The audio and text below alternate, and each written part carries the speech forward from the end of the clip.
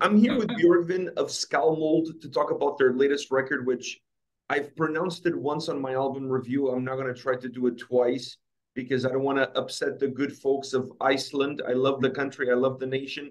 I want to stay in good graces with everybody there. The album comes out August 18th on Napalm Records. How are you doing today? I'm good. Really, really good, actually. Well, it's a pleasure seeing you. The last time I saw you, you were in Canada. You were playing at Heavy Montreal. Yeah. What a moment that was for me to see you guys play at that show. So it's very nice to have you back to talk about a new record because after that performance, you guys announced that you were taking some time off. There was no end date. You just said, we're taking some time off and got Yeah. everybody worried. Everybody was like, oh my God, are they leaving us? Are Yeah. they disappearing? Are they calling it quits? So how important was that break for you guys from a mental standpoint? It was really, really important for us. Uh, we have been really, really active, you know, since we started touring with a band we started the band in 2009, released our first album in 2010, and did our first European tour a year after that. And then we had been like doing two tours, European tours, almost every year. Released 5 albums, two live albums, and done countless of festivals. And you know, it was still fun and still something that uh, we wanted to do. But at the same time, we all felt like we needed to take a step back and give the band some rest, because Skálmöld is not our job. We all have full-time jobs and families and mortgages and all that comes with normal life. And uh, we just we felt it that we really needed to take a step back and and give it a little bit of a rest. And uh, two of two of the guys in the band, they have another hobby band, and they had experienced kind of the same with that band, and they decided for that band at that time to just take a complete break, not slow down or anything, because when you slow down, it's still in the back of your mind, and you're maybe doing a little bit, play just a few shows or do a short tour or whatever. But it's just best to just turn off the engine completely, and give it the rest it needs. Long And, answer, sorry. no, and I was going to say, and you guys must be looking back now and thinking we were geniuses because you took a break right before the pandemic started. Yeah, So yeah. either way, you were going to be taking a break Yeah, regardless. So it worked out perfectly. When it came, yeah, and I yeah, think like it was already in January or February 2019 that we decided that we would finish the shows we had booked that year, and then take at least the year 2020 completely off. So a year in advance, we you had guys had already quite the decided that vision. we, Yeah, you guys yeah, had quite the vision. So it's been 5 years in between records. Obviously, you guys yeah. took that hiatus. We had the pandemic. Was it extra like not extra fun, but did it remind you of maybe working on the debut album when you had to go back into the studio now after 5 years and create some new Skálmöld music? Yeah, definitely. Uh, at least for me, and it was like that for I think all of us. Uh, we gave the band a rest for 2.5 years, I think, where we did almost nothing. So for the first 10 years, we I think we met once for dinner or something, but we started playing last summer, a couple of shows in Iceland, and that was the first shows we did in more than 2.5 years. And we all felt at that point that it was almost like we were starting the band again. We were so eager to start playing shows, and then eventually, we immediately started talking about writing new music, and we were just, like you said, the feeling was almost like we were recording our debut album, And I feel that this break just meant so much to us, mentally. We are really, really focused and hungry to start going again. When you look at this album, do you look at this record from what it holds? Do you look at this record as a concept album, as a theme-driven album? How you define this record? This is a concept album, like all our albums. Most of the albums have been stories that are being told from beginning to end throughout the course of the songs that are on the album. Sorgir was more like a theme album, where it was like a one theme that connected all of the songs, and then they were linked together 2 and 2 with Icelandic ghost stories. But this time around, Snæbjörn, our bass player, he writes all the lyrics. He just kind of went back to the basics, and he came up with an idea to write a story about the god Ullur, which is like a lesser known god character in the Norse mythology. There's very, very little written about him in the old books. So it gave him like so much freedom in a way to write the story, because if you are writing stuff about Odin or Thor, for example, you all who are into the mythology, they all have their own opinions on those characters. So with Snæbjörn coming up with a story about a lesser known character, and then intertwining it with like the Norns and stuff, he's not stepping on any toes, so to speak. And it's just he wanted the concept, the story, to be as simple as possible. So it's basically a story about Ullur, the god, and his home is in Ídalir, which is the name of the album. And he lives there with his folk, and their home is attacked by a serpent by the name Nidhoggur, who lives under the world tree. And Ullur and his folk are forced to flee their home. There they gather strength and fight the enemy and drive him out of Ídalir and conquer their home again. So it's very, very basic. But still interesting nevertheless. Yeah. And we have like, Ullur is the god of archery and god of skiing. So if you are familiar with the cross country skiing, where they have the rifle on the back, it's called, like, I think it's biathlon.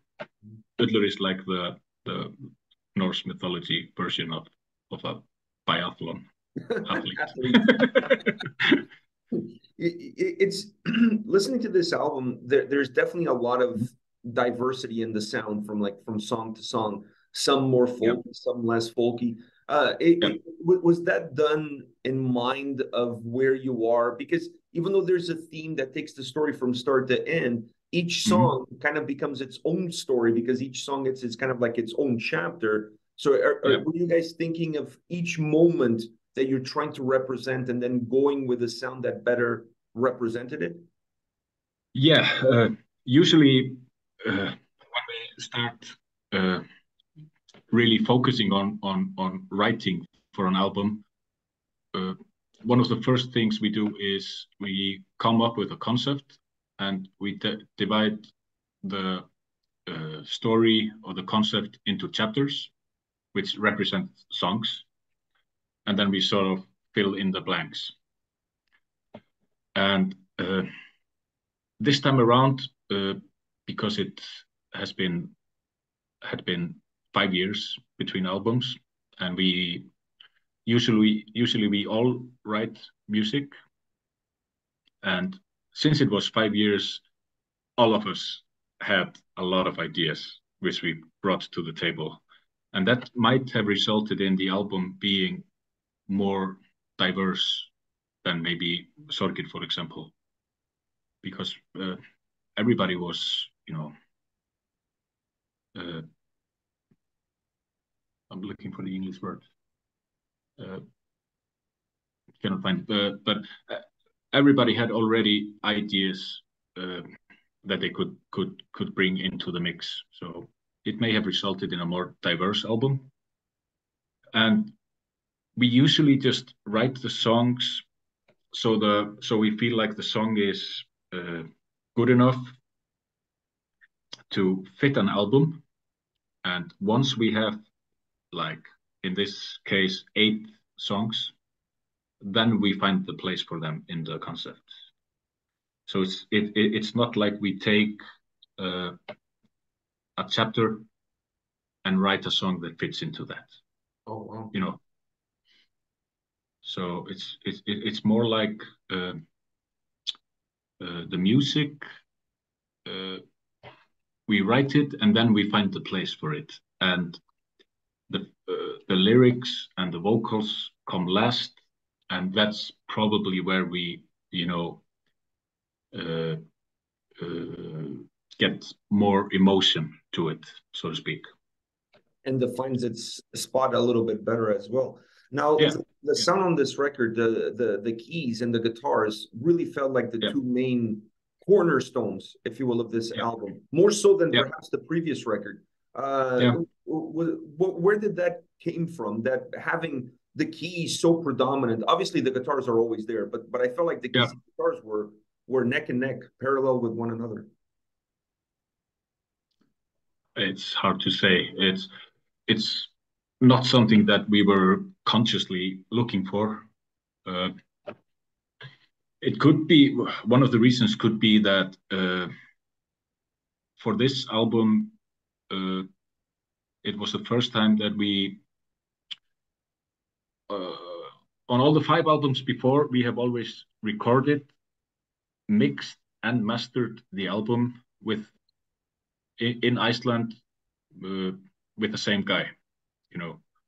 Like on the Sorgir album, we went into a studio with a guy, and he did the recording, mixing, and mastering for the album. This time around, we recorded the album with a producer, and then we sent the album to a different studio in Sweden for mixing and mastering. And I think what you are talking about with the keys being more dominant, maybe it's because we got like a new pair of ears listening to the music, someone who is not familiar with us, and someone who was not there when we were writing and recording it. So he has like fresh ears for the music, and maybe he like brings out different elements, and elements that are maybe something that we do not see or hear ourselves, because sometimes it's really hard to see what's right under your nose, so to speak.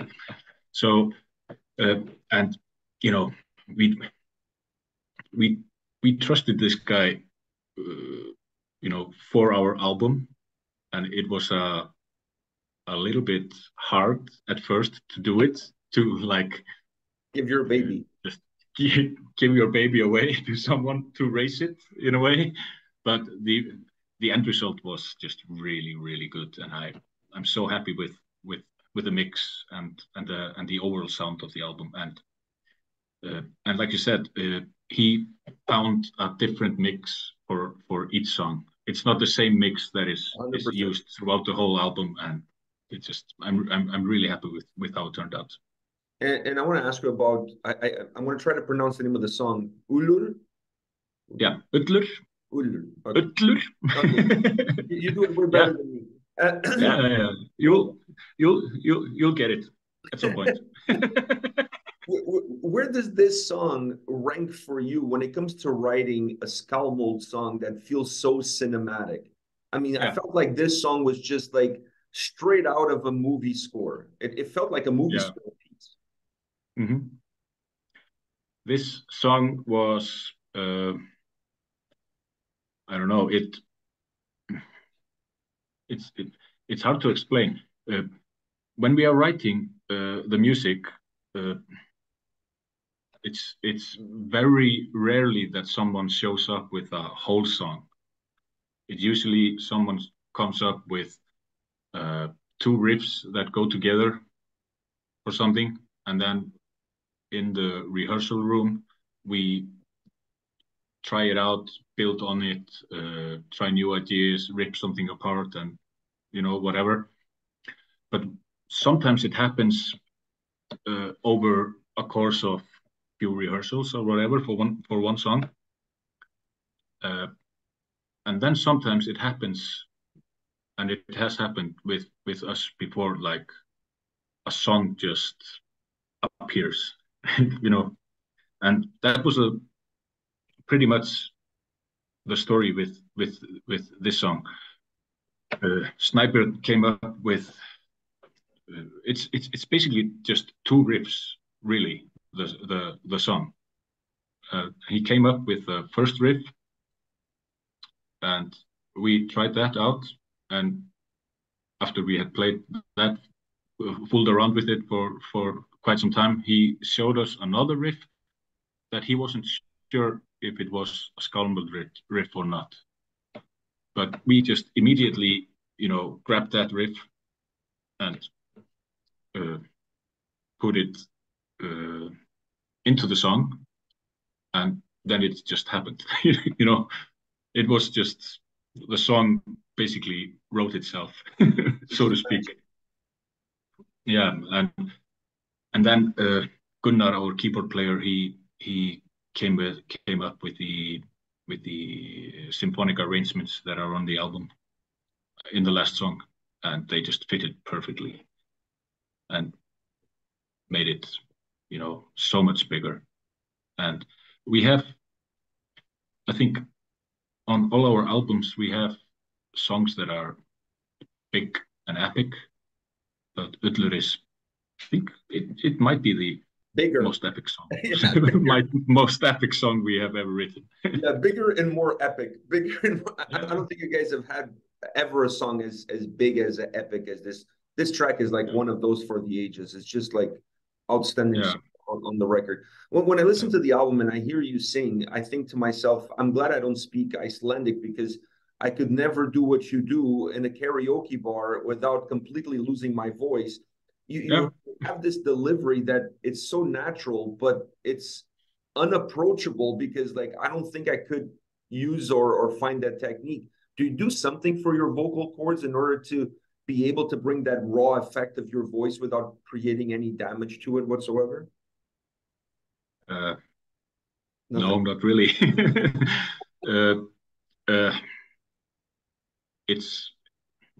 I was not, when we started the band, I was not looking for this role. It's just sort of like fell onto me to do it, because none of the other guys could do it. And for the first album and first, couple of years, it was really, really hard. And when we were playing, if we were playing a lot, many shows, and maybe many days in a row, I was really, really struggling. And I went to a vocal teacher here in Iceland, at some point, and I think I only went there once for like I was with him for 2 hours or something, and he's an educated vocal teacher, and he also happens to be in a metal band, extreme metal band himself. Amazing singer, and he can do all kinds of singing. And he basically taught me, introduced me to a few methods of doing it. And one of the methods he showed me just suited me very, very well. And it just completely changed everything about, doing these kind of vocals. And so sorry, go ahead. And ever since I met him, I have hardly had any problems. Even though we are doing like 5-6 weeks tours with shows every night. The problem with this guy is that he only gave you one lesson, and he gave you that much. So he's that good. Yeah. 2 hours, that's all you needed. He scaled that down so he can make some more money on more lessons and stuff like that. So he's too good. He's too good. Yeah. And it's I think the main error most people do when they start trying it is they try to make the sound, in their throat by squeezing the muscles or squeezing the vocal cords or something. And it's not really about that. It's more about how you move the air from your lungs through your neck and vocal cords. It's more about that. So I was always screaming as loud as I possibly could and squeezing and stretching and whatever. But now it's usually really easy. I got one last question for you, and going back to what you said at the beginning, you said that you guys are all eager, happy to be back together, making music, dying to go back on the road. So when will we see you guys play in North America? Oh, that's a good question. That must happen at some point. With the USA, it's a bit tricky at the moment. We have had offers of doing North American tours, and it's never fitted our schedule that well. And for us coming from Iceland in the last few years, it's becoming really, really expensive to get a visa for the US. But Canada is a completely different story. And I know there has been some talks of us coming over for a Canadian run. Ooh. But we will just have to wait and see. We are at least really, really much into it and would really much like to do it. We just have to find, a time frame that suits everybody.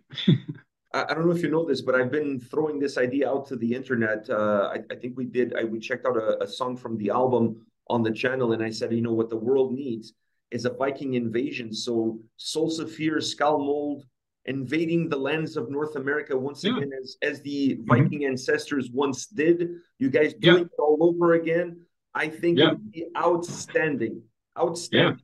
Have like a Viking boat on the poster with the tour dates with both bands. Outstanding. I'm ready. I'm waiting. I'm packing already. The idea of Thorsten being the tour manager, because everybody knows Thorsten. So have him as the tour manager. I think it would be a great idea. Both bands are extremely loved here, and don't tour. I mean, you guys played that show at Heavy Montreal. Outside of that, people don't really get to see you guys. So I'm keeping my fingers crossed and hoping that you guys come at least to Canada. I'm in Toronto, so who cares about the US as long as you guys come to Canada? Yeah, exactly. You know, it's just we have done so many European tours, and of course, it's always super nice. But we are getting eager to try new stuff as well. So we'll see. We'll stay I tuned. really hope so. We'll stay tuned. We'll stay tuned. Björgvin, thank you very much for your time today. I really appreciate it. All the best to you and the guys. And with the release on August 18th on Napalm Records, take care of yourself. Yeah, you too. Thanks. Bye. It's a pleasure. Bye-bye.